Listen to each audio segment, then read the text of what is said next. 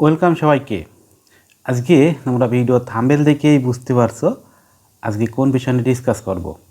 আজকে কিন্তু basic grammar আমাদের কিন্তু ধারাবাহিকভাবে যেটা চলতেছে সেই গ্রামার নিয়ে কিন্তু ডিসকাস চলছে। তুমি যে ক্লাসের স্টুডেন্ট হও না কেন তোমার জন্য এই বেসিক গ্রামার লাগবেই। বাংলাদেশের বেশিরভাগ স্টুডেন্টই কিন্তু বেসিক সম্পর্কে কোনো ধারণা থাকে না গ্রামারে, এই জন্য তারা কিন্তু অনেক সমস্যায় পড়ে। সো তোমার এই চ্যানেলটা কিন্তু খুব উপকারী হবে। যাই হোক, আজকে আমি যে বিষয় নিয়ে ডিসকাস করতে যাচ্ছি সেইটা হচ্ছে ফ্যাক্টেটিভ ভার্ব, মানে প্রযোজক ক্রিয়া। ফ্যাক্টেটিভ ভার্ব কাকে বলে তোমার প্রথমে একটু সংজ্ঞা জানতে হবে।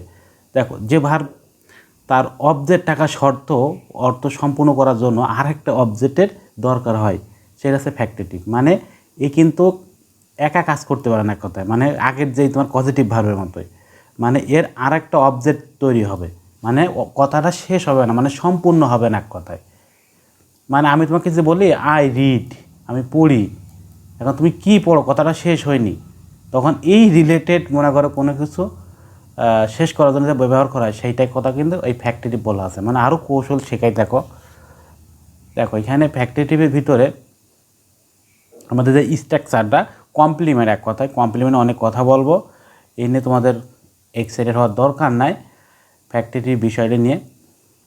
ফ্যাক্টেটিভ দেখো আমি তোমাকে এখানে একটু ভালো করে বুঝাই। দেখো বলছে উই ইলেক্টেড হিম, বলছে আমরা হচ্ছে তাকে ইলেক্ট করছি, মানে নির্বাচিত করছি।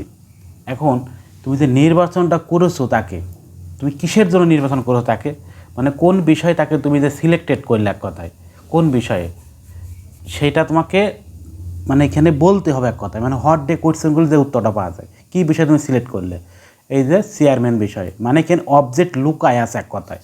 এটা কিন্তু ভয়েস করার সময় কিন্তু প্রচুর পরিমাণ লাগে কিন্তু এইটা। যেমন দে চুজ মি, বলছে তারা আমাকে চুজ করছে।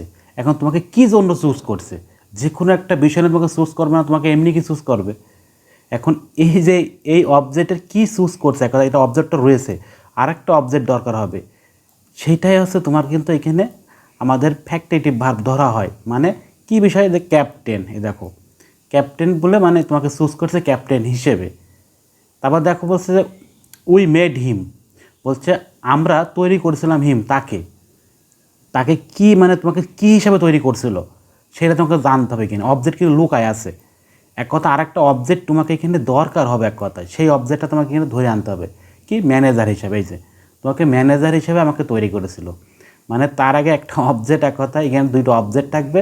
কিন্তু এই কথাটা মানে এই সেন্টেন্স বা এই বাক্যটা সম্পূর্ণ করার জন্য তোমাকে আর একটা যে অতিরিক্ত ওয়ার্ড লাগবে সেটাই কিন্তু আছে এখানে ফ্যাক্টেটিভ হিসেবে ধরা হয়েছে। মানে এটা ফ্যাক্ট, মানে কি বিষয়, ফ্যাক্ট বলতে কি, যে কোনো একটা কারণ, এক কথায় কী কারণে তোমাকে মেরেছে, কী কারণে তোমাকে সে গালি দিয়েছে, কী কারণে, এরকম আসে না মনে কষ্ট, মানে এক কথা আসে না যে কী কারণে সে কষ্ট পেয়েছে। তুমি যে কষ্টটা পেয়েছো কোনোটা কারণ হিসেবে কষ্ট পাওনি, কী কারণে, সেটাই কিন্তু তোমাকে থাকবে না এক কথায়, মানে ওখানে আর একটা লুকায় থাকবে। তার মানে কি, এই যে এখানে যেগুলো দিয়েছি না, এই সেন্টেন্সটা কিন্তু সম্পূর্ণ, এই সেন্টেন্সটাই কিন্তু হচ্ছে আমাদের ফ্যাক্টেটিভ ভার্বের পূর্ণাঙ্গ একটা সেন্টেন্স। এইটা কিন্তু পূর্ণাঙ্গ না, কিন্তু অসম্পূর্ণ রয়েছে, এইটা সম্পূর্ণ। এই যখন এইভাবে যখন থাকবে না তখন বুঝে নেবে এটা ফ্যাক্টেটিভ। এসে কিন্তু সিস্টেম।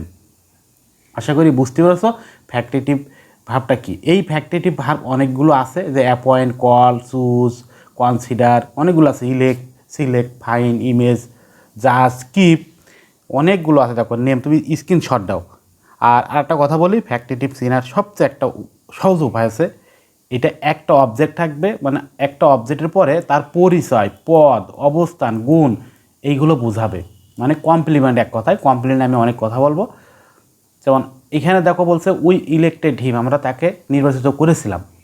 এখন কি তার একটা পদবি বা পদ না, চেয়ারম্যান, এটা পদবি হিসেবে তাকে, কি পদ হিসাবে, চেয়ারম্যান হিসেবে তাকে নির্বাচন করেছিলাম। এই যে এই ধরনের কিন্তু অবজেক্ট এখানে পদ বা এইটার দিকে তুমি চিনতে পারবা বা এইগুলো। তাহলে ফ্যাক্টেটিভ ভার্ব নিয়ে আমার মনে হয় না তোমার আর কোনো ফিউচারে কোনো কোশ্চেন আসবে কি না জানি না। তা যে বিষয় হোক না কেন, আমি তোমাদের অনেক বিষয় ডিসকাস করেছি। আমি ফ্যাক্টেটিভ জাস্ট শুধু এতটুকুই রাখতেছি।